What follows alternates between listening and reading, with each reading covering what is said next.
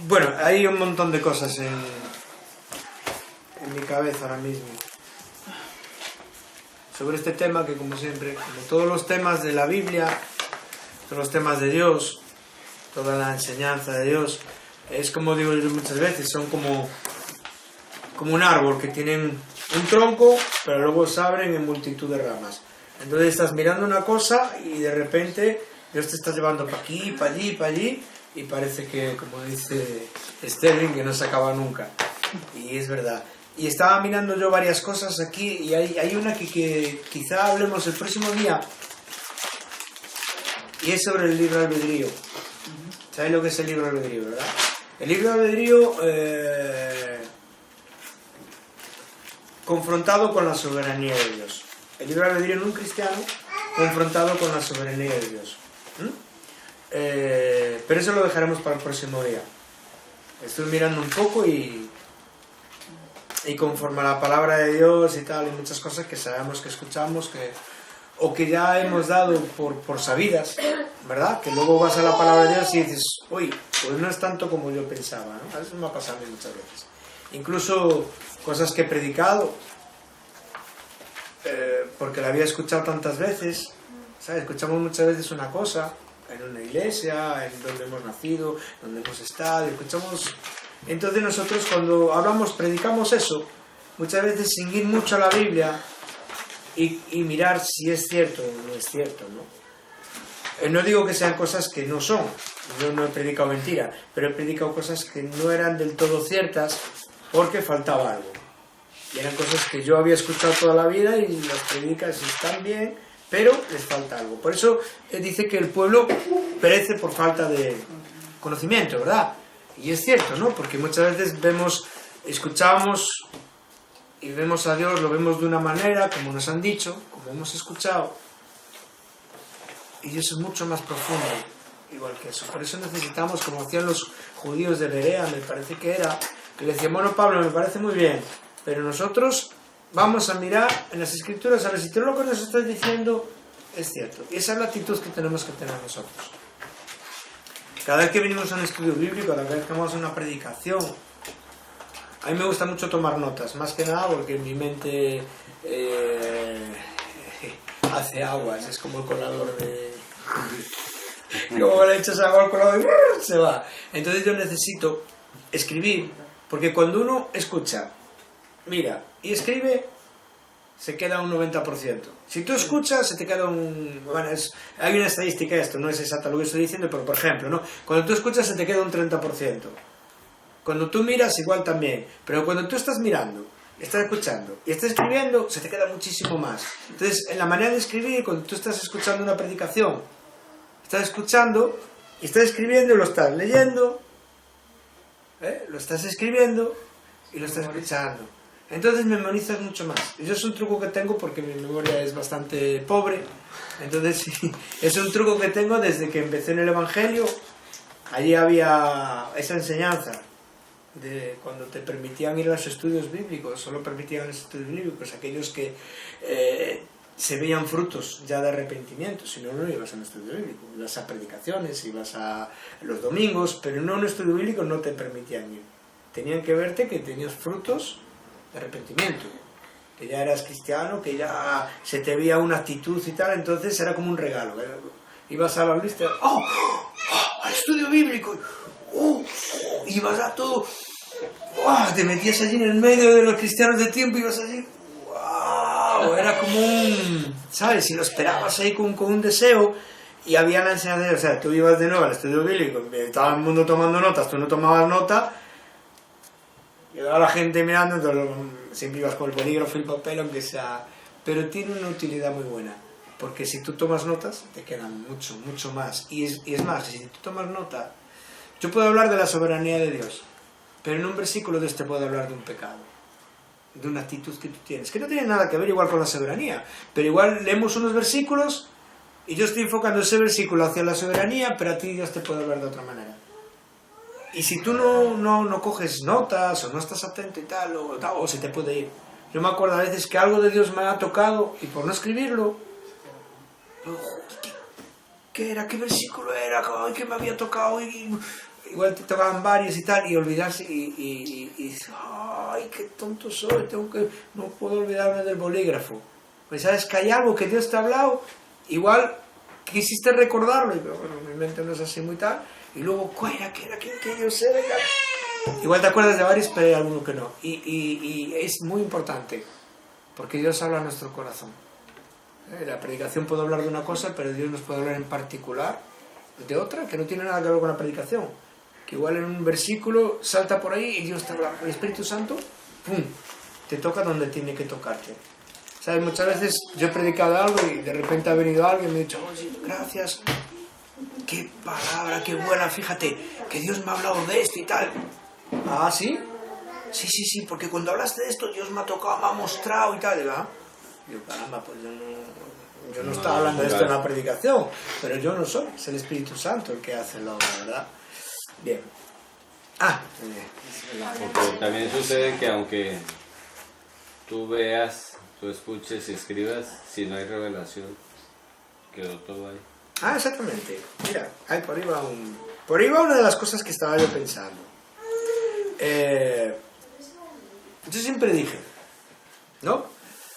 Yo cuando me acerqué a Dios y le abrí mi corazón, Él cambió mi corazón, me dio una nueva vida. Eso es cierto. Eso es cierto.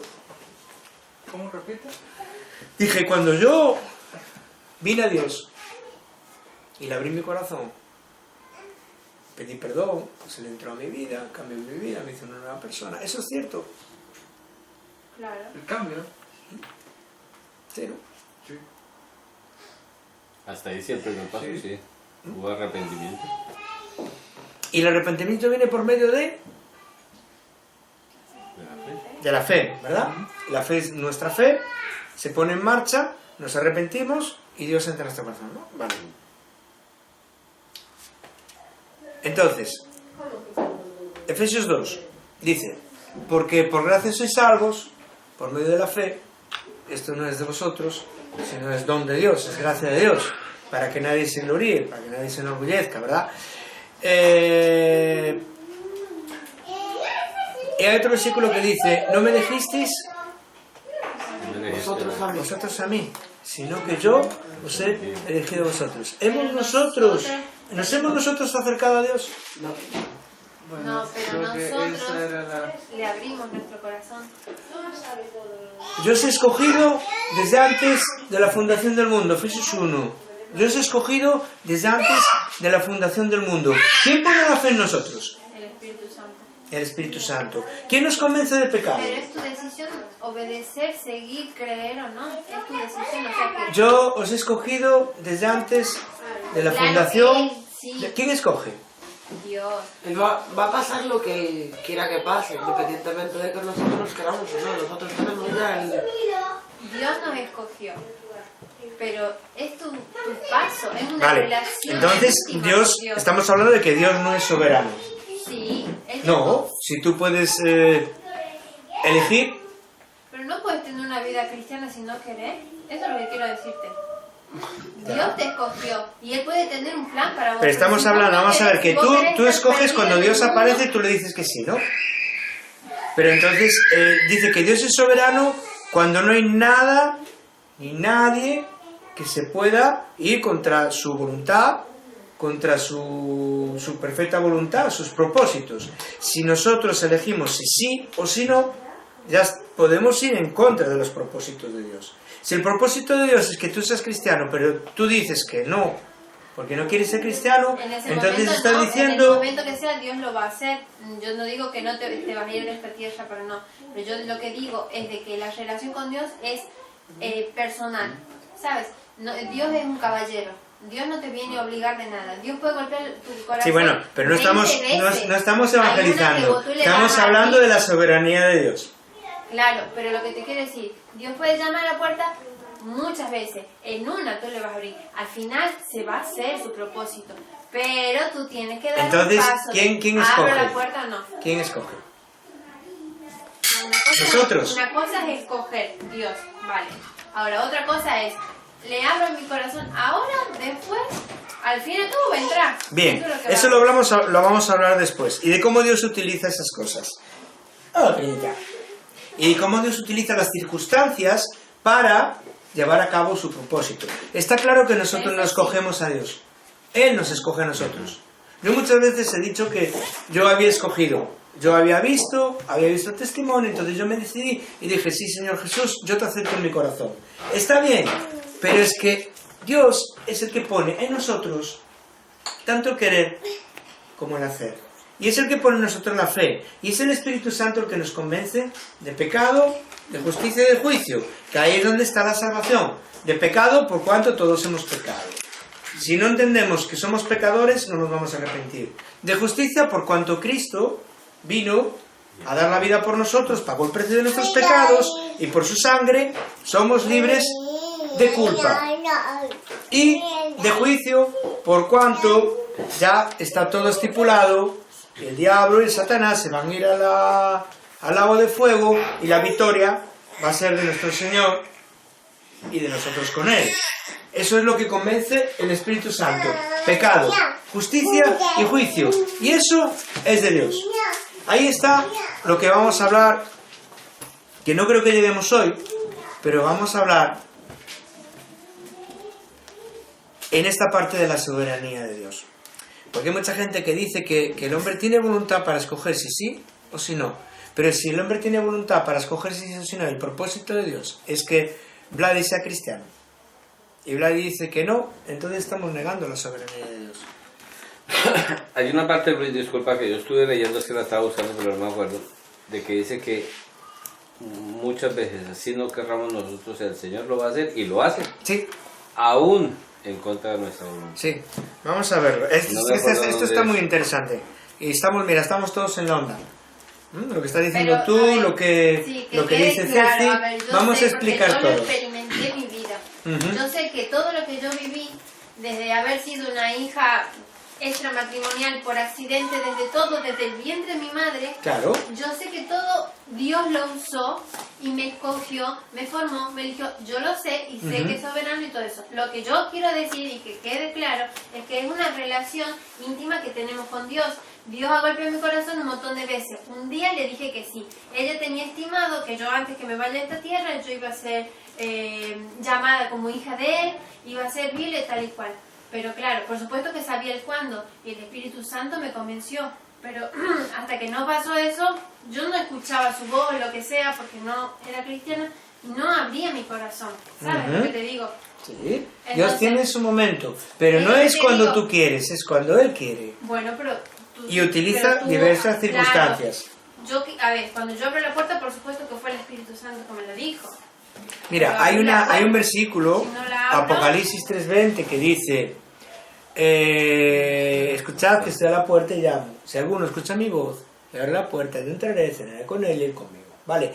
Pero eso, él está hablando a una iglesia, está hablando a cristianos, está hablando a gente redimida, no está hablando a gente que no sea cristiana. Aunque lo podemos utilizar, y de hecho se utiliza mucho en el evangelismo, eso correctamente es Dios llamando a una iglesia al arrepentimiento, a una iglesia al volver a renacer, a una iglesia en dejar atrás todo el pecado y todo lo que les estaba impidiendo la carrera cristiana y seguir adelante. ¿Por qué? Porque eran tibios, pero no está hablando a paganos, está hablando a cristianos. O sea que cuando dice: aquí estoy yo a la puerta y llamo, si alguno escucha mi voz y abre la puerta, yo entraré, cenaré con él y él conmigo, el contexto es en una iglesia.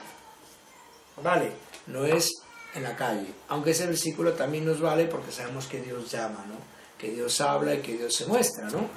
Sabemos que por medio de la naturaleza, sabemos que por medio de sus hijos, y sabemos que incluso por medio de circunstancias y cosas que pasan en la vida, como vamos a ver ahora, Dios se manifiesta para su propósito se cumpla. Bueno, vamos a empezar. ¿Qué significa la palabra soberano? Lo hemos visto el otro día. Manuel, luego lo puedes repasar, tenéis ahí más o menos lo que vimos el otro día todo, ¿no? Ah, ¿no es lo mismo que tú tienes? No, eso es lo del otro día. Entonces ni lo voy a leer. Eso es lo del otro día. Ya listo.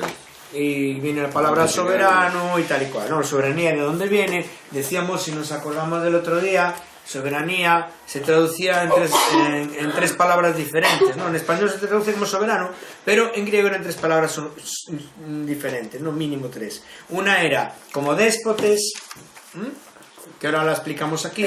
Otra era como, la palabra en griego no me acuerdo, pero significaba gobernador, arconte, y la otra era como poderoso, ¿no?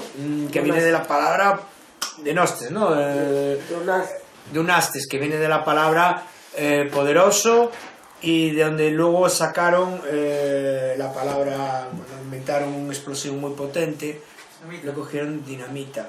Dinamita viene de la palabra dunamis, viene la raíz de esa palabra, donde es poder, soberano, quiere decir poderoso, pero con un poder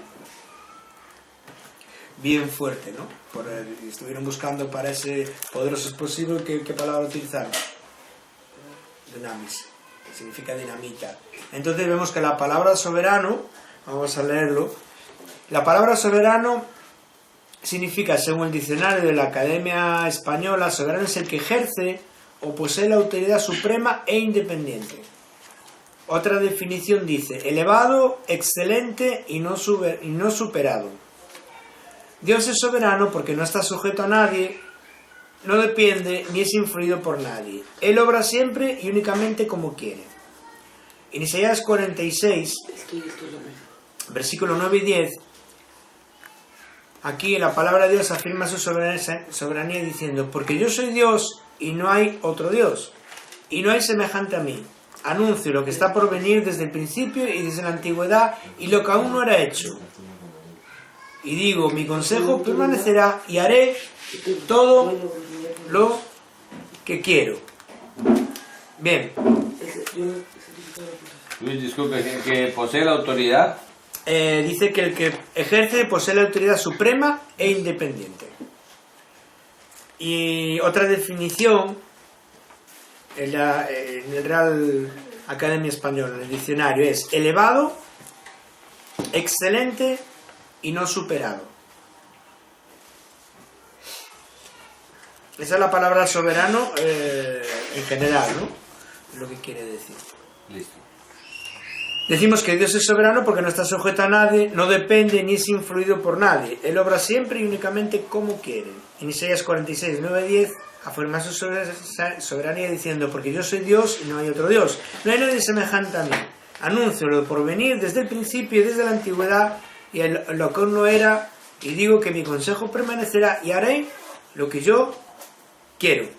En el Nuevo Testamento los apóstoles empleaban una palabra más fuerte aún para referirse a Dios como el que gobierna el mundo a su entera voluntad. Ellos lo llamaban déspota, que viene de la palabra griega déspotas, que vimos el otro día, pero con respeto y amor. En Hechos 4:24 viene esta traducción, donde viene déspotes, dice, y ellos, habiendo oído, alzaron unánime la voz a Dios y dijeron, soberano Señor déspota, tú eres el Dios que hiciste los cielos y la tierra.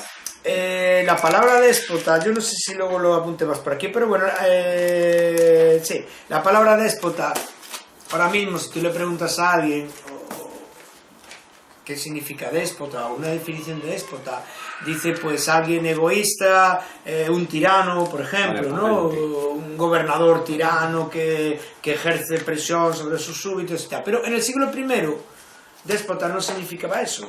En el siglo I, déspota era el dueño de, o los esclavos, o siervos, y era el que mandaba y el que ordenaba todo. Pero eso no quiere decir que los tratara mal, sino que su palabra era ley y tenían que hacer todo lo que él decía porque era el señor y soberano de todo. O sea, el déspota de esa hacienda era el señor de esa hacienda. No es que fuera ni tirano, ni egoísta, ni nada, sino que era el dueño y él mandaba, hacía y ordenaba y nadie podía ponerse por encima de él. De ahí viene la palabra déspota. Entonces, cuando los apóstoles están elevando a Dios la alabanza, la palabra que utilizaron fue déspota, pues era el Señor de todo. Decían, oh soberano Señor, déspota Señor, Señor de todo, ¿no?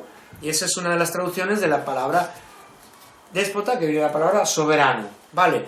Es para entender un poco, ¿no? Bien, la soberanía de Dios entonces puede definirse como superioridad sobre todo. Dios es el Altísimo, el Señor del cielo y de la tierra, y está exaltado por encima incluso la más perfecta de sus criaturas. Él es absolutamente independiente, no está sujeto a nada ni a nadie, ni es influido por nada ni por nadie, como veíamos ahora en la traducción de déspota, ¿no? Nadie puede frustrar ni detener sus propósitos. A esto se llama supremacía de Dios sobre las cosas. La palabra supremo se refiere a lo que es más alto en excelencia, rango o autoridad. Más o menos como soberano, ¿no? Más o menos viene a ser lo mismo. La supremacía de Dios se refiere a su posición exaltada sobre toda la creación, y con respecto a la persona de Dios significa que Él es infinitamente más excelente y valioso que toda su creación junta.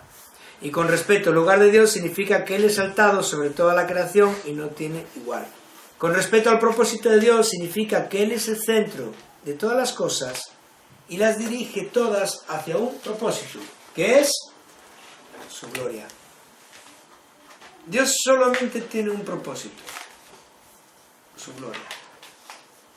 Ese es el propósito de Dios.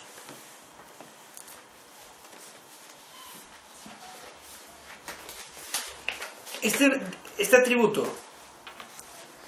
o esta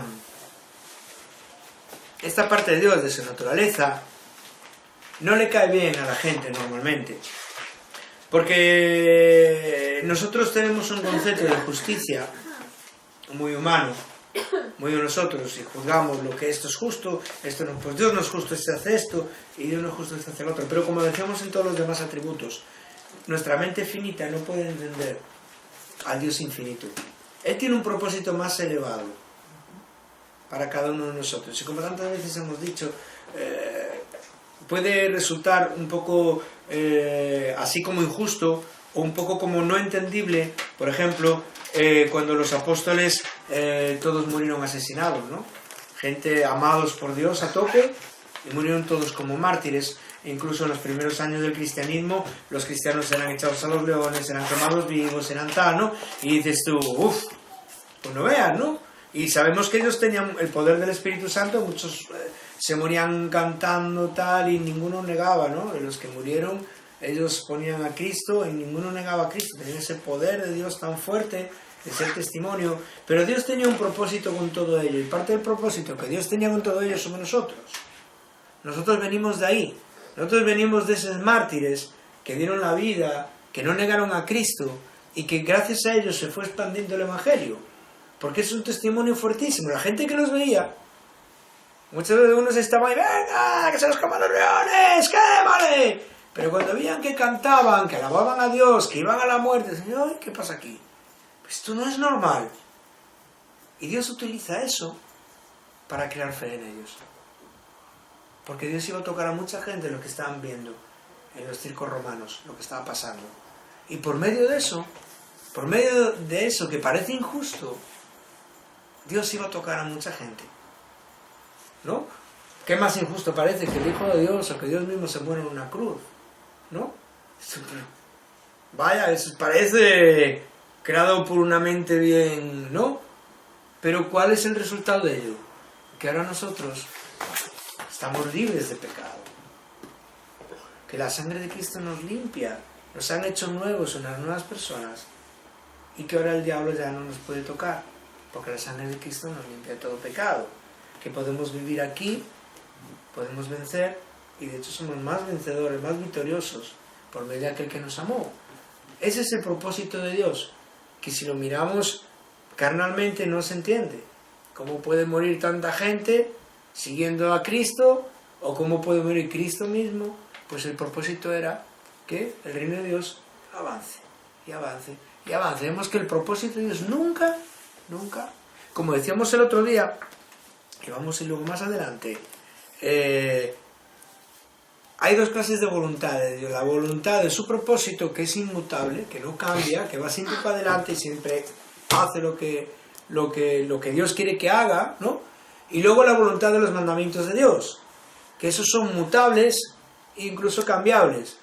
Dios nos ha puesto unos mandamientos, pero Él permite que nosotros los pequemos y los contrariemos, ¿verdad? Él ha puesto unos mandamientos, y estaba leyendo el otro día en un libro un ejemplo que dice, para saber diferenciar de la voluntad de mandamientos que se llama y la voluntad de los propósitos. Dice, cuando Dios dice, este árbol no se debe de cortar. Eso es voluntad de mandamientos. Pues viene el hombre y lo corta. No pasa nada, bueno, es pecado y sufre las consecuencias del pecado. Pero cuando Dios dice, este árbol nunca será cortado, no hay nada ni nadie que vaya a poder cortar ese árbol nunca. Esa es la diferencia entre la voluntad de mandamientos y la voluntad de propósitos. Y ahí luego es donde vamos a ver que entra la voluntad del hombre. Hasta cierto punto. Vale, porque la voluntad del hombre no es soberana. Porque la única voluntad soberana que hay es la de Dios. Y fíjate, cuando estaba haciendo esto se me ocurrió, vino a mí una parte de la palabra para poner un ejemplo bien claro. Y digo, ay, mira, qué bueno. Ya me está dando ganas de decirlo ahora, pero voy a seguir si no me voy saltando todo esto. Bien. Disculpe, tengo una duda. O sea que la voluntad, una es la voluntad de mandamiento y la otra es voluntad de propósito. Sí, la voluntad de propósito es inmutable. Es cuando la voluntad que pone en la Biblia de que va a haber, por ejemplo, eso es lo que tenía sí, hay la voluntad de mandamientos que pueden ser tergiversados, incluso Dios puede cambiarles. Por ejemplo, sabemos que antes cuando uno cometía pecado tal y cual, pues tenías que matar un animal, hacer una ofrenda, un holocausto, y eso cuando vino Cristo quedó abolido. Y era voluntad de Dios, pero la voluntad de mandamientos quedarán abolidos. Luego vino Cristo y cambió, ya no tenemos que andar matando animales. Bueno, para comer, pero quiero decir no para el pecado, ¿no? En cambio hay cosas que son inmutables, que nunca van a cambiar, que es el propósito de Dios. Lo que está escrito en la Biblia que va a pasar y va a pasar por encima de todo. Y no hay nadie que lo pueda cambiar, ¿no? Un ejemplo es, por ejemplo, las profecías acerca de Jesús. Nosotros son un montón de ellas que se cumplieron todas exactamente. Aunque Satanás quiso tocarlas, quiso que no fueran así, quiso por medio de Pilatos, de Herodes, de matar a todos los niños, ya sabéis, ¿no? De la tentación en el desierto, de que Jesús no... Pero eso ya estaba ahí, el propósito de Dios estaba de que Cristo viniera, muriera, resucitara, y fuera es el punto, como digo siempre, el punto medio de la Biblia. Eso estaba escrito y eso no iba nunca a cambiar ese propósito. Igual que el propósito del juicio eterno, de que Cristo venga a juzgar la tierra y tal y cual. Esos son propósitos que son de su voluntad, que son inmutables. Hay otros que sí, cambian, como hablamos, ¿no? Dios dice, no hagas esto, lo hacemos, pecamos, tenemos que arrepentirnos, podemos sufrir las consecuencias. Esa es voluntad de mandamientos, ¿no? Vale. Salmo 97, vamos a leer un poco aquí, dice, porque tú eres el Señor altísimo, por encima de toda la tierra, tú estás muy por encima de todos los dioses. Siempre es bueno tener los versículos como referencia. Yo puedo hablar mucho, pero si no me apoyo en versículos, puedo estar divagando, pero aquí vemos los versículos, ¿no?, que hablan de la soberanía de Dios. Salmo 113, 4, el Señor domina sobre todas las naciones, su gloria está sobre los cielos. ¿Quién como el Señor nuestro Dios, que tiene su trono en las alturas y se digna a contemplar los cielos y la tierra? También leía un hombre que decía que para él era uno de los versículos más bellos sobre la soberanía de Dios. Y yo, a ver, no me he enterado, voy a leerlo otra vez. El Señor domina sobre todas las naciones y su gloria está sobre los cielos. ¿Quién como el Señor nuestro Dios, que tiene su trono sobre las alturas? Y aquí viene lo hermoso. Y se digna contemplar los cielos y la tierra. Y ahí, en otra versión lo pone de otra manera, y pone que Dios se humilla a mirarnos. Y eso es lo especial y lo hermoso del versículo. Que estamos viendo la soberanía de Dios, lo alto que está, lo soberano, lo majestuoso que es, y dice que Él se humilla a mirarnos.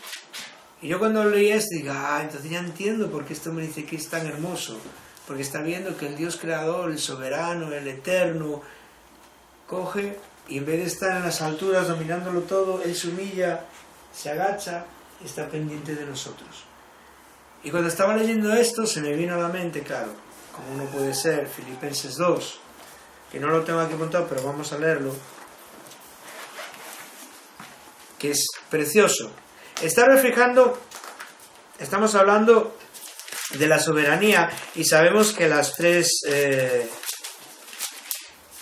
Padre, Hijo y Espíritu Santo, tienen los mismos atributos, ¿verdad? Filipenses 2. Está pensando. Estamos leyendo el Salmo 113. El Señor domina sobre todas las naciones. Su gloria está sobre los cielos. ¿Quién como el Señor nuestro Dios, que tiene su trono en las alturas? Está hablando del Creador, del majestuoso, del excelente, del excelso, del altísimo, del Creador, de... Uf. Y de repente ahora nos vamos a Filipenses 2 y dice en el 3: no hagáis nada por contienda o vanagloria, antes bien, con humildad, estimando a cada uno a los demás como superiores al mismo, no mirando cada uno lo suyo propio, sino cada cual también por lo de los otros. Haya pues en vosotros este sentir que hubo también en Cristo Jesús, el cual, siendo en forma de Dios, o sea, que domina sobre las naciones, que su gloria está en los cielos, que quien como Él, que tiene su trono en las alturas, dice, no estimó el ser igual a Dios como a cosa que aferrarse. O sea, estamos viendo que Cristo se despojó de su realeza, de su excelencia no, pero de su realeza, y dice que no estimó a ser igual a Dios, sino que dice que se despojó. En otra versión dice, se desnudó de sí mismo, ¿no? Se despojó, se desnudó de sí mismo, tomando forma de siervo y hecho semejante a los hombres. Esto es lo hermoso de este versículo, que me imagino que es de siervo, ¿no? Yo cogí esta parte de Filipenses 2 porque es como aquí vemos a Cristo hecho como hombre, ¿no? Dice, y estando en condición de hombre, se humilló a sí mismo, haciéndose obediente hasta la muerte, y la muerte de cruz. Por lo cual Dios le exaltó hasta lo sumo y le dio un nombre que es sobre todo nombre, para que en el nombre de Jesús se doble toda rodilla de los que están en los cielos, en la tierra y debajo de la tierra, y toda lengua confiese que Jesucristo es el Señor, para la gloria de Dios Padre.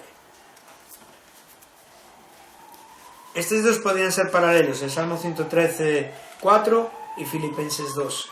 Dice que se digna a contemplar, se humilla a contemplar los cielos y la tierra. Vemos que Cristo dice que en el principio Cristo era la palabra, era el verbo, un Juan 1, ¿verdad? Estaba con Dios y era Dios. Pues dice que este mismo Cristo es el que bajó, dignó mirar, se humilló, pero más vino aquí, se hizo como un hombre y aún encima se hizo maldito por nosotros. Porque hay un versículo que dice, maldito todo aquel que es colgado en un madero. En un madero, antes de existir la cruz, en los tiempos de los judíos, cuando un criminal era muy malo o había hecho algo muy grave, lo que hacían era colgarle de un árbol. Y era maldito. Le colgaban afuera del pueblo. Y era lo peor que podía haber. Era maldito. Entonces Cristo se hizo maldito por nosotros. Le colgaron fuera de la ciudad y en un madero, que fue una cruz. Entonces se hizo hombre, se hizo siervo y se hizo maldito por nosotros. Y dice que este mismo que hizo todo esto es el Dios Altísimo, que estaba en las alturas y que lo dominaba todo y que su gloria nadie la puede contemplar. Fijaros, porque este hombre decía cómo se nos escapan a veces las cosas, ¿verdad? Por no profundizar en ellas o por no estar mucho en el espíritu, ¿verdad? Y qué bonito es esto, bonito en el sentido de que nos lleva a ver la grandeza de Dios y el amor que nos tiene, y cómo Él nos ama de una manera, siendo como somos, comparados con Él, y cómo nos ama de una manera tan grande, que dio su vida por nosotros, o como pensaba yo un día, que le estalló el corazón de amor por nosotros, porque cuando Cristo murió, dice, cuando le clavaron la lanza, le salía sangre y agua, es porque el corazón ya se había reventado, médicamente, es hablado por médicos, ¿no? Entonces, teóricamente, cuando dice, me revienta el corazón de amor por ti, pues literalmente en Cristo, Él se rompió el amor, se rompió su corazón por amor a nosotros. Efesios 1 dice, ahora Dios nos ha dado a conocer su misterioso plan acerca de Cristo, un plan ideado para cumplir el buen propósito de Dios. Y el plan es el siguiente, dice, a su debido tiempo se cumplirá el plan y tal. Y aquí el otro día paramos y vimos la diferencia que había. ¿Verdad, señorita? Perdón, señora Ceci. ¿Qué diferencia había? Clases de tiempo. ¿Te acuerdas? Había dos clases de tiempo. En griego uno es cronos y otro kairos. El cronos es el tiempo. Cronos es el tiempo por el que medimos nosotros las cosas. El tiempo cronológico, el tiempo de reloj, el tiempo de pasado, presente y futuro. Y hay otro tiempo que es kairos, que es el tiempo de Dios, el momento oportuno. Vale, hay un tiempo para cada cosa. Ya lo dice Eclesiastés, ¿verdad? En el capítulo 2 o 3 dice un tiempo para cada cosa. Un tiempo para sembrar, un tiempo para recoger, para tirar, para esparcir, para tal. Y hay un tiempo kairos de Dios, que lo hablamos el otro día, no está Manuel, no lo vamos a hablar mucho más, pero es el tiempo oportuno de Dios, que hablamos el otro día, por ejemplo, que hay un hombre preparado para cada mujer, y una mujer para cada hombre, ¿no? Normalmente, ¿no? Para casarse, ¿no? Para contraer matrimonio, para hacer una familia, ¿no? Eso está ahí. Pero hay que esperar el tiempo de Dios. Por ejemplo, Dios dice, bueno, pues yo quiero que esta pareja se unan en matrimonio en tal, pues cuando tengan tal edad, ¿no? Pues aunque tú tengas tu hombre ahí, si eres una mujer, tienes que esperar ese tiempo. Porque si no esperas ese tiempo, igual la cosa sale mal. Otro ejemplo más claro, que decíamos, tengo un sentir de irme a África a montar una obra, ¿no? A montar una iglesia, a hacer una obra, porque tengo ese sentir de Dios. Y entonces, como tengo ese sentir, me voy. Y si no es el tiempo de Dios, fracasaremos. Si no es el tiempo de Dios, fracasaremos. Hay que esperar los tiempos de Dios. ¿Cómo se esperan los tiempos de Dios? ¿Cómo se saben los tiempos de Dios? Viviendo en el Espíritu. Si no vivimos en el Espíritu y vivimos en la carne, nos podemos confundir los tiempos de Dios. Puede ser que queramos hacer algo muy loable, muy noble, muy bien, y que esté en la palabra de Dios y fallar el propósito. Porque no era el tiempo que Dios tiene para nosotros.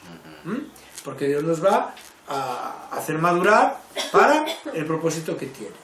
Si vamos, por ejemplo, a ver una iglesia cuando somos todavía inmaduros, pues seguramente no va a ir adelante. Dios no va a darnos la bendición, no va a venir con nosotros porque todavía no estamos preparados. De hecho, hay una parte que dice, nunca pongas a un neófito a dirigir una iglesia, para que no caiga en la condenación del diablo. ¿Cuál es el neófito? Quiere decir un nuevo. ¿Cuál es la condenación del diablo? El orgullo. Hay que esperar el tiempo de Dios para todas las cosas. Y ese es el tiempo kairos, que es el tiempo que Dios tiene perfecto para que se cumpla su voluntad. Bien.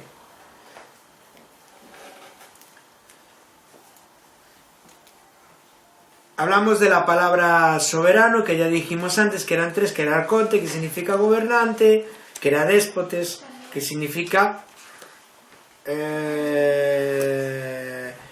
Lo leemos aquí. Mira, la gente entendía por déspota en el primer siglo al dueño y señor de las propiedades.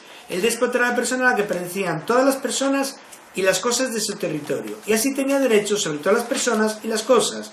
Por eso, cuando se emplea esa palabra en el Nuevo Testamento, significa que el Señor es el dueño absoluto de nuestras vidas. Para el cristiano auténtico no hay opción. O se sigue al Señor con fidelidad, o simplemente no tenemos una relación con Él. Déspota significa, pues, amo y Señor, y que posee una autoridad suprema, y se traduce como soberano Señor. Y la otra era Dunastés, poderoso, vale. Otros atributos de Dios, o perfecciones de su ser, como la omnisciencia y la omnipotencia, nos confirman la soberanía de Dios. Si no fuese todo soberano, tendría que ser que no sabría algo que podía suceder. Si la soberanía de Dios no fuera perfecta, como cada uno de los atributos, 100% perfecto, eso quiere decir que o habría algo que Él no hubiera previsto, y entonces no sería omnisciente. O hubiera algo que se le escapara y que Él no pudiera dominar, no tuviera poder para dominar, entonces no sería todopoderoso, no sería omnipotente. Entonces vemos que por la existencia de estos dos atributos, omnisciencia y omnipotencia, nos confirma que no hay nada que se pueda escapar de Dios, por lo tanto es soberano sobre todo, porque Él lo sabe todo y todo lo puede. Entonces ese confirma el atributo de la supremacía o de la soberanía de Dios. Si hubiera algo, como hablábamos antes, en el caso este que hablábamos al principio, que Él no supiera, o que le cogiera desprevenido, o que no tuviera poder para parar, o que se le escapara de las manos, Él no sería soberano. Pero tampoco sería omnisciente, ni tampoco sería todopoderoso, omnipotente. Entonces, vemos que todos los atributos, unos confirman a otros, porque hacen su personalidad. Como decimos el otro día, el Señor no es 20% santo y un 30% omnisciente y un 5% omnipotente, sino Él es 100% santo, 100% amor, 100% justo, 100% omnipotente, 100% inmutable. ¿Vale? Él tiene siempre, cada atributo de Él es el 100%. Aquí vemos... El otro día leíamos al principio de la clase, uno de los primeros versículos que leíamos, cuando el rey Nabucodonosor tiene un sueño de una estatua y tal y cual, y bueno, Daniel le dice lo que significa, le dice ten cuidado, no te enorgullezcas y tal y cual, y el Nabucodonosor al final se enorgullece, ¿no? Y se cumple la profecía dada por Dios, ¿no? De que va a estar, que era el rey más grande de aquella época, es como ahora, yo que sé, no sé, como al de Rusia o al de Estados Unidos, al Obama, era el más poderoso de todos, y dice que estaría como un animal, que el rocío caería por encima de él, que le crecerían pelos como un animal y que andaría por ahí tirado sin razón ninguna, ¿no? Entonces cuando él llega al momento de Dios para levantarle, él levanta los ojos al cielo y dice, estamos hablando de un rey que no era cristiano, un rey pagano, y dice, pasado el tiempo fijado yo, Nabucodonosor, alcé los ojos al cielo y recobré la razón. Eso está muy guapo. Esto es muy significativo. Alcé los ojos al cielo y recobré la razón. Eso vale para nosotros. Para recobrar la razón tenemos que alzar los ojos al cielo. La manera de que nosotros no estemos en error, porque se puede estar sinceramente equivocado, claro, lo hemos dicho más veces, podemos pensar que estamos haciendo las cosas bien y por falta de conocimiento estar en error, pero la mejor manera de recobrar la razón es alzar los ojos al cielo, mirar hacia Cristo, mirar hacia Dios, leer en su palabra y ahí recobramos la razón. ¿Qué le pasó al hijo pródigo? Dice que estaba cansado de que no podía comer ni las algarrobas de los cerdos. Fijaros, un judío con los cerdos, el ser en pensar era lo más bajo de todo. Es que era ya, vamos, que lo ven los demás judíos y ya lo pondrían como un paria. Y tú no eres ni judío, que estás con los cerdos, con animales impuros. Y cuando recobra la razón, cuando dice, y yo estaba pensando que en la casa de mi padre hasta los jornaleros viven mejor, se puso a pensar en su padre, se puso a pensar en las bendiciones de su padre. Entonces fue cuando entendió y cogió, dio la vuelta, arrepentimiento, y fue hacia la casa de su padre, con una actitud de ¿qué? De humildad. Voy a llegar a mi padre y le voy a decir, no soy digno, trátame como un jornalero, no como un hijo. Pero ¿dónde estaba el padre? Esperándolo. En la puerta, esperándolo. Y según las traducciones y tal que yo estuve leyendo, dice que cuando él dice que él corrió, porque dice que cuando se acercaba, dice que el padre corrió, dice que el padre estaba a la puerta esperándole, y dice que corrió y le besó, pero según la traducción en hebreo, en griego, dice que es que le besó, que no paró de darle besos. Y entonces vamos a ver una cosa, ¿no? Como siempre digo, que la Biblia hay que dramatizarla, hay que pensar, hay que imaginar, no, si no queda como algo muy liso y muy llano. Pero si pensamos, dramatizamos y miramos, vamos a ver al padre, un hombre rico, en la puerta de la casa preocupado, y de repente viene después de andar no sé cuántos días, con la ropa oliendo a cochino de los cochinos y a cochino de él, porque andando, pues entre el olor de los cochinos y su olor, el polvo del camino estaría el hombre, pero vemos que el padre con los ojos abiertos se la agarra y según la traducción literal, que no para de darle besos. Ahora, esto es una parábola, un ejemplo de Jesús. Esto es lo que Dios hace con nosotros. Por nuestra suciedad, nuestro mal olor, por el pecado, por nuestros pensamientos, por nuestro corazón, por nuestros fallos, Él siempre está esperando. Y Él es el que viene a nosotros corriendo. No me elegisteis a mí, yo os elegí a vosotros. Y aún, siendo hijos, Él sigue viniendo a nosotros corriendo. Porque cuando nosotros nos arrepentimos, es el Espíritu Santo que nos está empujando al arrepentimiento. Empezó con el orgullo, por querer tal y cual. Pero fue necesario que pase todo esto para volver. Orgullo, o para tal. rebeldía, ¿Sabes? Es desobediencia, sí. Es Hay lo que muchas te cosas. decía antes. A veces sí, Dios usa las situaciones, como en mi caso, que no me voy a poner a hablar, pero toda mi vida. Dios ha Pero hablamos del bendecido hijo, o ha usado. Estamos hablando del hijo pródigo, uno que ya era hijo, Ya, pero a ver, si no está obedeciendo, es hijo de es que no sé cómo te explico. Estamos hablando Hijo de rebelde. Dios y de Hijo rebelde. nosotros y de tal. Hijo rebelde. Somos llamados hijos cuando reconocemos a Jesús, Dios nos adopta. Bueno, y estamos hablando al mismo tiempo del hijo pródigo. No sé si me explico. Entonces es como que ahí era hijo, porque le tocó, pero no era hijo. ¿Me entendés lo que te Sí, digo? era hijo. Ya, Lo que pasa es que no estaba actuando como... No estaba actuando como un hijo, pero era hijo. Mira, un cristiano nunca deja de ser cristiano. Claro. Una persona que ha recibido a Cristo nunca deja de ser cristiano, nunca deja de ser hijo, aunque viva como un Hijo de... bastardo, pero nunca deja de ser hijo. Pero te quiero decir que Dios usa las situaciones, Dios va a cumplir su Sí, ahora propósito, lo va vamos a ver. cumplirlo. Ahora lo vamos a O sea, ver, bueno, no sé si lo vamos a Pero ver. Dios usa las situaciones, ¿entendés? No lo vamos a ver. Pero aquí luego hay como Dios influye en la voluntad del hombre, de las circunstancias, incluso cómo está la soberanía de Dios sobre la maldad. También. Y está bien interesante. Todo vamos a verlo con versículos. Lo que pasa es que no creo que nos dé tiempo. No, seguro que no nos dé tiempo. Isaías 14, 27 dice: Señor de los ejércitos celestiales ha hablado. ¿Quién podrá cambiar sus planes? Cuando levante la mano, ¿quién lo podrá detener? Aquí está hablando de la inmutabilidad de Dios, ¿no? Podemos ver que Dios tenía preparadas todas las cosas desde antes de la fundación del mundo. El futuro no es algo que Dios prevé o va haciendo conforme Él va pasando y progresando para poder hacer su voluntad.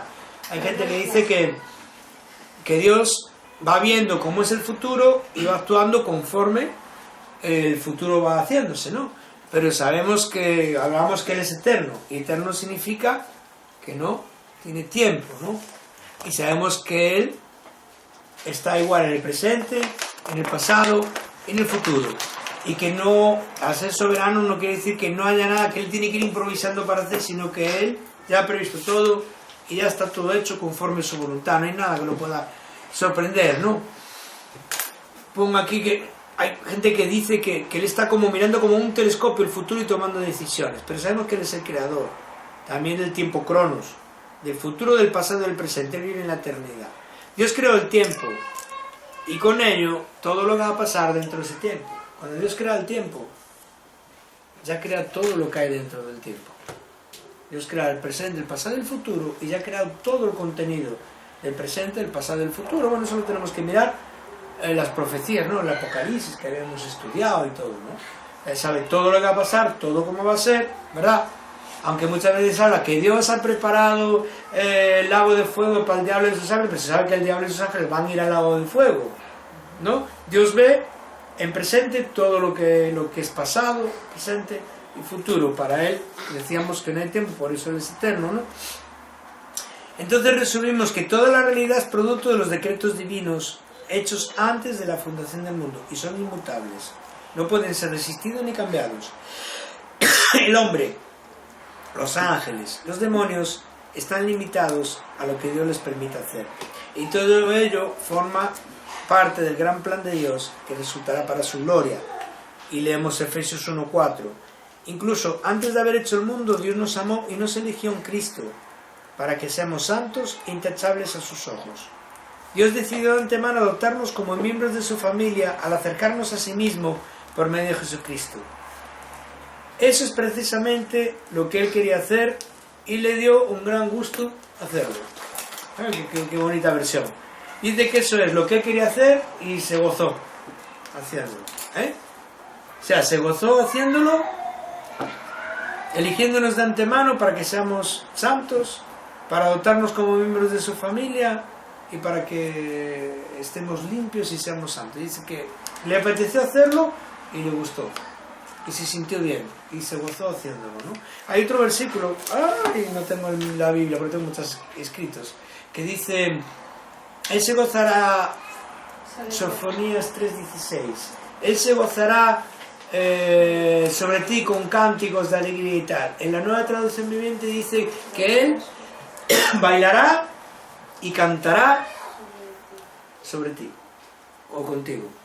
Fijaros qué versículo de un Dios tan cercano, y aun cuando vemos la soberanía y la eternidad de Dios, lo vemos tan lejos, o parece tan lejos, pero a la vez es un Dios cercano, tan cercano que vive dentro de nosotros por medio de su Espíritu Santo. Él se gozará contigo con alegría, con cánticos, con regocijo. Eso es lo que Dios hace con nosotros. Ahora vamos a ver algunos ejemplos de la soberanía de Dios en la creación. Por ejemplo, sobre la naturaleza. He apuntado algún versículo, hay muchos, ¿eh? Perdona, te lo leo antes. Sí, por favor. Si Jehová en medio de ti, poderoso, Él salvará. Se gozará sobre ti con alegría, callará de amor. Y se regocijará sobre ti con cántico. Fíjate, callará de amor por ti, por nosotros. Quedará embobado. Y hay otra versión que dice que saltará, literalmente, saltará y cantará por amor a nosotros. O sea, cuando nos está viendo, Él está saltando y cantando de alegría. La Biblia lo dice, Dios mismo se alegra por nosotros. Eso, en vez de enorgullecernos, lo que nos tiene que dar es un sentimiento de gratitud, de amor, de humildad increíble.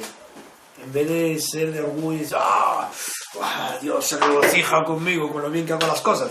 Porque si miramos de verdad cómo hacemos las cosas, creo que eso se va por tierra, ¿no? Si sabemos quién es Dios y lo que Él, la santidad de Dios y cómo somos nosotros, creo que el orgullo se diluye fácilmente y lo que queda es humildad y sobre todo mucha gratitud. Y esa gratitud se tiene que convertir también en amor. El amor se convierte en servicio y en devoción, ¿no? Se va todo unido, ¿no? Sobre la naturaleza, la soberanía de Dios. Mateo 10. ¿Cuánto cuestan 2 gorriones? Una moneda de cobre. Sin embargo, ni un solo gorrión puede caer a la tierra sin que el Padre lo sepa.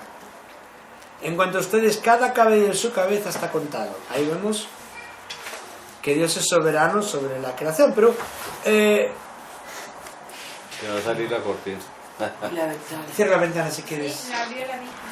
Bueno, ¿La cierro? Sí. aquí el dueño de esta casa soy yo, digo, no, es Vicky. La última palabra la damos. La última palabra la tiene Vicky. No. La damos. ¿Lo tienes tú? Sí, mi amor, le dice. Sí, mi amor, sí. Esa es la última. Tranquilo, Luis, no es la única. Yo creo que todo. Y el que dice que no es que está soltero, como el Denis, te pones tranquilo. Y aquí, ¿quién es Terry? Tranquilo. Pero ahora que está solo, espera que cuando llegue ya de nuevo las verduritas. Sí. No, que su novia tiene un carácter muy manso y tranquilo y tal. Se la ve tranquila. Bueno, Se la ve. hemos leído Mateo 10, pero podíamos hablar de que Dios cerró la boca de los leones, ¿verdad? ¿Leísteis el libro de Daniel? Otra vez repetimos, que nos había dicho el pastor Diego. ¿Lo leemos? ¿O lo leemos o lo leemos? Sí, ¿no? Sí. Pues Manuel lo leyó.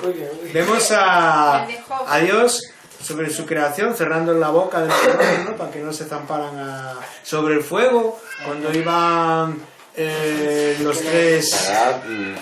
Mesac, Abednego y Belsasar, que eran los tres, y de repente había uno como hijo de hombre con ellos, ¿no?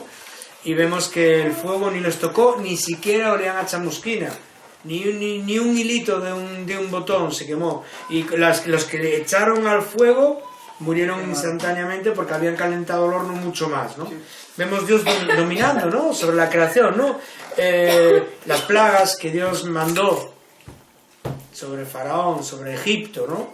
¿Qué más? Detuvo el sol a petición de Josué en la batalla, calmó el mar a petición de los discípulos cuando decía, Señor, ¿no tienes cuenta que nos vamos a ahogar? Y de repente se levanta Jesús y dice, quitaos, y se para el mar, y cuando no llovía y manda a llover, cuando incluso Gedeón cuando dice que se moje todo menos mi mantita, y luego dice al revés, pues que se moje solo mi mantita. Vemos como Dios domina, ¿no? Es soberano, ¿no? ¿Quién era este que dijo que estaba ahí debatiendo con otros y decían cuál es tu Dios más poderoso? No sé cuánto, no se Sí, presentó ese es que era- Elías con los profetas de Baal, que dice que ¿Cuando la mojara serpiente? muchas veces... ¿Eso es cuando lo de la serpiente? Cuando la No. vara la convirtió... No, eso es Pero este fue Moisés. cuando están los profetas de Baal y dicen, bueno, vamos a ver quién es más poderoso. Entonces ellos hacen un montón de altares y tal, y entonces empiezan a clamar, a gritar, a saltar para que se enciendan solos. Y el Elías Para que se decía, manifestaran los dioses de ellos. entonces dice, mira, vamos a hacer una cosa. Y cogió y mojó que los 7 mojes. veces, se encharcó de una manera, y de Ah, repente sí, clamó sí, a Dios sí. y ¡pum! Y arde todo Ya, sí, sí, ya me el acordé. altar. Elías. Tiras la casa. A reconstruir. Esos son dos, Y imaginaros también Dios como soberano sobre su creación, sobre los animales. Aunque hemos tenido una mala experiencia con la película, pero Noé. Imaginaros, fijaros la escena de cómo Dios, de repente, cuando está el barco hecho, la barcaza hecha, de repente empiezan a llegar los animales. Imaginaros, está Noé con la barcaza y de repente empiezan a llegar animales por parejas. Y ven animales, y ven animales, y ven animales. Pero claro, a ver, bueno, sí, animales por parejas. Ves un león y un cordero, los dos caminando juntos, ¿no? Imaginaros, ahí se ve la soberanía de Dios sobre los animales, sobre su creación, ¿verdad? Eso es una, vamos, una... ¿Y cuando Sansón? ¿Eh? Cuando Sansón, cuando vino el espíritu de Dios y tomó a Sansón para que dominara al león. Ah, sí, cuando mató al león, también. Lo que pasa es que Sansón estaba muy fuerte. Hacía culturismo, creo, algo de eso. Vemos también la soberanía sobre los gobiernos humanos que acabamos de leer, ¿no? En Nabucodonosor, ¿verdad? Un gobernante poderoso y de repente Dios lo tira al suelo y lo hace ser como un animal y tal, y él se levanta y empieza a ensalzar a Dios. Y vemos otros reyes que no son cristianos, como el Artajerjes, el rey Darío, el rey Ciro, ¿verdad? En Isaías, el faraón de la historia de José, ¿verdad? Que al final lo pone como su mano derecha, siendo un judío y siendo tal, habiendo estado preso, pero Dios tenía todo encaminado bien. Vemos como Dios gobierna también sobre los gobernadores, sobre los reyes, ¿verdad? Él influye. Y sobre la voluntad humana. ¿Cómo influye Dios sobre la voluntad humana? Ahí está el tema del libre albedrío y de la libre voluntad, ¿no? Leemos en Proverbios 21, el corazón del rey es como un arroyo dirigido por el Señor, quien lo guía por donde Él quiere. Y Apocalipsis 17 dice, pues Dios les ha puesto un plan en la mente, un plan que llevará a cabo los propósitos de Dios. Y ellos estarán de acuerdo en entregarle a la bestia escarlata la autoridad que tienen, y así se cumplirán las palabras de Dios. Vale. Proverbios 17, Apocalipsis 17, Proverbios 21. Tendrás que leerlo todo porque no he puesto el versículo. O sea que no te queda otra. Bien. No hemos... Bueno, tenía 5 páginas y hemos hecho una. Bien.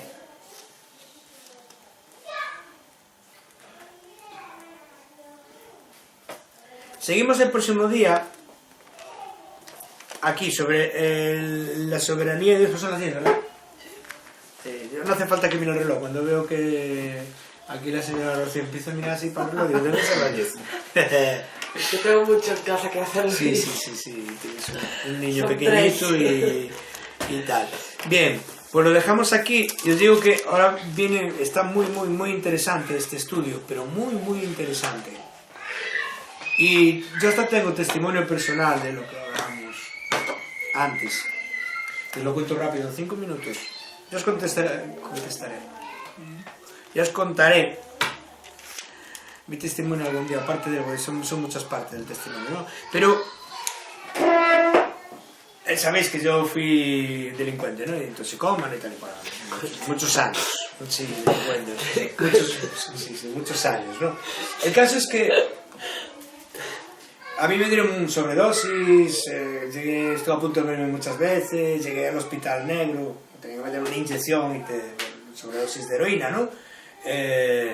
Sobre todo cuando los yonkis no tienen cómo drogarse, no tienen dinero, pues hay unas pastillas que son para dormir. Tú tomas media y te quedas frito, pues nosotros tomamos 4, 5, 6, y eso te ralentiza mucho el corazón y te deja muy tal, ¿no? Entonces te quita un poco el mono. Pero lo que pasa que esas pastillas es como si estuvieras en un sueño. Y entonces aprovechamos esas pastillas, tomarlas y íbamos a robar. Y claro, estás como en un sueño, entonces igual ves a la policía, lo ves pasar y tú estás robando el coche. Era como que te envalentonaba para robar o te quitaba un poco la conciencia. Entonces utilizaban muchas pastillas para hacer cosas que si no harías normalmente. Y al final acabas consiguiendo dinero. Pues varias veces, después de eso, pues uno consume heroína y entre las dos cosas te quedabas sobredosis, ¿no? Te llevaban al hospital y tal y cual. Bueno, así fue transcurriendo muchos años, ¿no? Entre una cosa y otra. Pero me acuerdo una vez que fuimos a por una chica a secuestrarla, entre comillas, porque ella vino. No la secuestramos a ella, la sacamos de su casa, era menor de edad, yo y el novio, yo con el coche esperando fuera, la llamamos, se bajó corriendo, y escapamos, ¿no? Y el novio me quería dar dinero por eso, ¿no?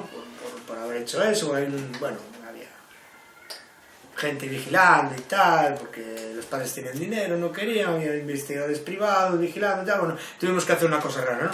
Y yo le dije que no quería, no, que soy tu amigo y tal. Entonces, como me conocía, me dice, bueno, pues te doy esto, ¿no? Y me dio droga, ¿no?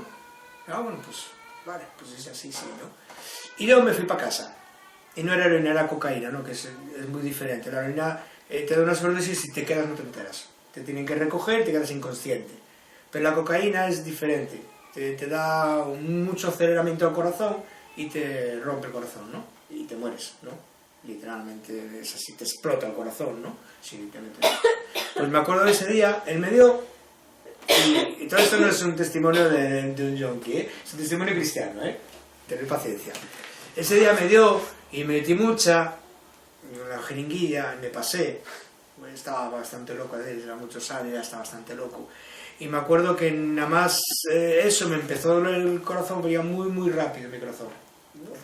Y un dolor en el pecho, como me imagino a los que le da una angina del pecho o algo. Entonces yo me acuerdo que estaba en el baño y me agarré a la pileta y tal, y no podía ni respirar, ¿no?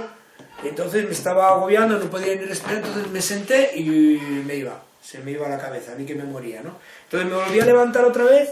Y todo esto fue un intervalo de igual 1 minuto, 2 minutos, pero un agobio, y ahí clamé a Dios. Y dije, Señor, bueno, yo no creía, teóricamente, o sea, no era cristiano, no sabía, pero dije, Señor, si tú me sacas de esto, de esta, no me vuelvo a drogar en la vida, ¿no? Y a todo esto, clamé ahí tal y cual, y todo esto empezó más o menos a bajar, y bueno, no me morí. ¿No? Es evidente, ¿no? Pero, ¿qué pasó? Que me fui para cama, no podía dormir, claro, estuve toda la noche sin dormir y tal, me dolía el pecho y tal y cual, pero bueno, más o menos bien y tal, y seguí con la misma dinámica, obviamente. Pero algo pasó ahí, porque luego cada vez que me drogaba me acordaba de la promesa, y yo me decía para mí mismo, qué tontería, pero qué tontería, ay, qué rollos tengo yo en la cabeza, eso es una tontería. Pero ¿sabéis qué pasó? Que a partir de ahí, si mi vida iba así, de repente fue así. Dios cerró todas las puertas. Si estaba mal, a partir de ahí, ya estuve, que no había por dónde cogerme. Y mi vida fue ya, si me iba manteniendo más o menos, ahí ya fui para abajo y ya no tenía dónde ir. no me querían en ningún lado, no me querían en ningún centro de rehabilitación, la policía estaba justo detrás mía, en mi casa me habían echado, y entonces empecé a mirar a dónde ir y tal, no me querían en ningún lado, solo me querían en un centro cristiano. Yo, no, ahí no voy. Ahí no voy, que están todo el día rompiéndome la cabeza con esto de Dios. Con la Biblia, no te dejan fumar, no te dejan ir con chicas, no te dejan... Yo, no. Pero como me estaba muriendo, No te queda de otra.